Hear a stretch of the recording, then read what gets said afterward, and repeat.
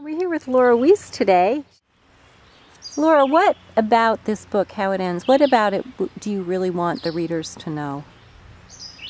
I think don't be fooled by the cover. It's a really calm looking cover, and it is representative. It's a heart-shaped leaf, and that's important. But there are two stories in here that are not calm, and they're worth a lot. It's a very intense read, and so if you judge the book by its cover, you'll never know that. You'll never know it.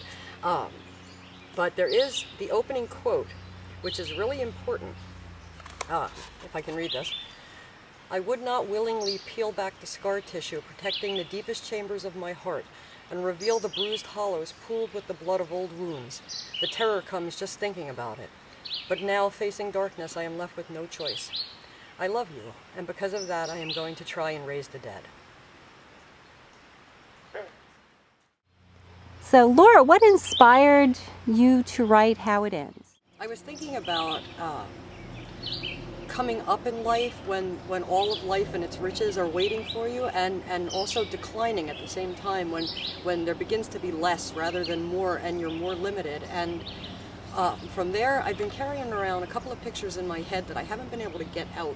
And one of them was from a story my mother told me when she was a little girl. There used to be a house on her block.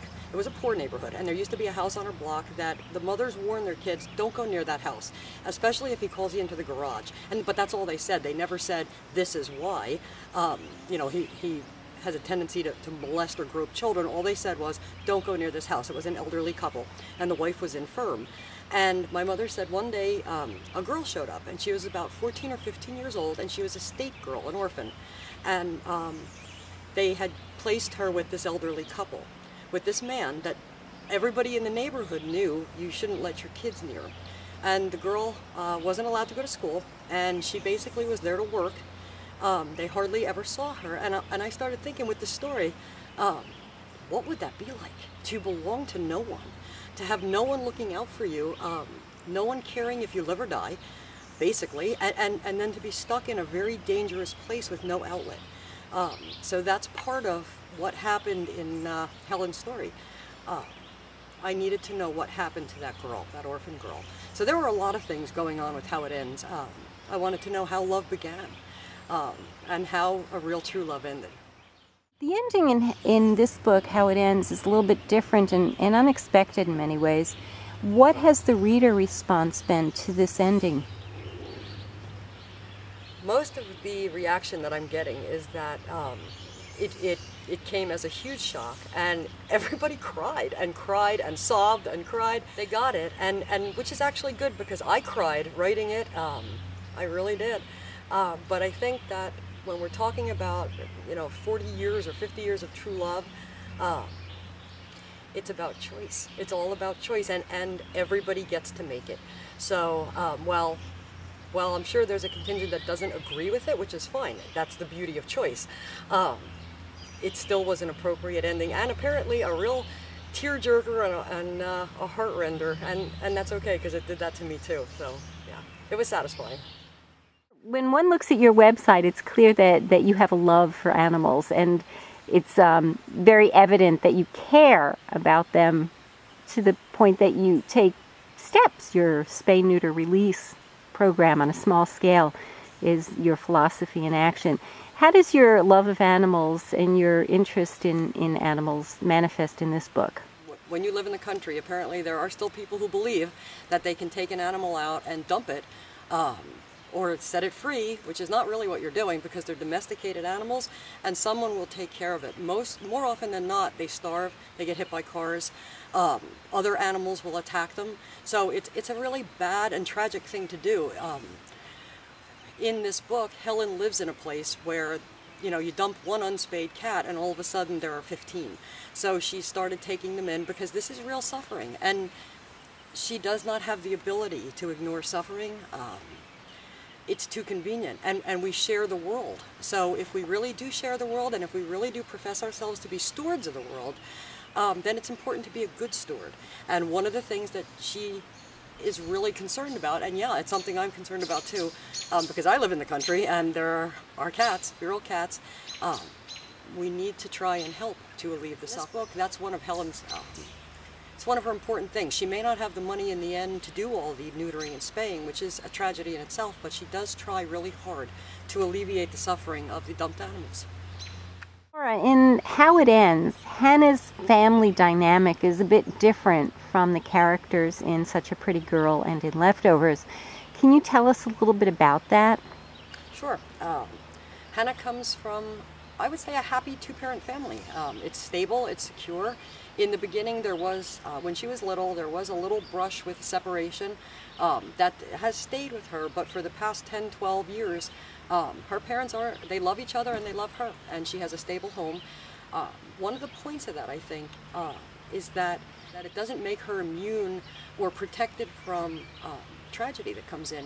Everyone who comes into your life brings something, and they leave something when they go, and sometimes these are wonderful things, and sometimes they're things that are bittersweet and maybe touched with tragedy, and that actually can break your heart and then can build it back up again. So she has a good family and a good life. Laura, we're really excited about the release of your new book, Ordinary Beauty. Can you tell us a little bit about it? Sure. Ordinary Beauty is Laura Wiess' story. She's 17 years old, and she's trying to find not only her place in the world, and it's a pretty dark and frightening world that she lives in. She knows she was a mistake when she was born, unplanned and unwanted, and her mother is an addict, and she's been shuffled off to live with relatives and in foster homes, and she's never really been sure that anyone loves her. And now she's 17, and this question is really important. She needs to ask it, and she needs an answer before it's too late. And so she embarks on a pretty intense journey to find the answer.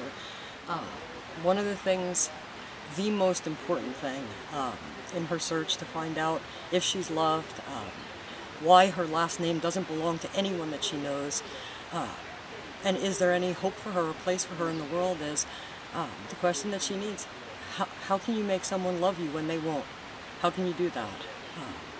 And is it true that they won't? Laura, where are you going to be appearing over the next few months? This is going to be a busy time.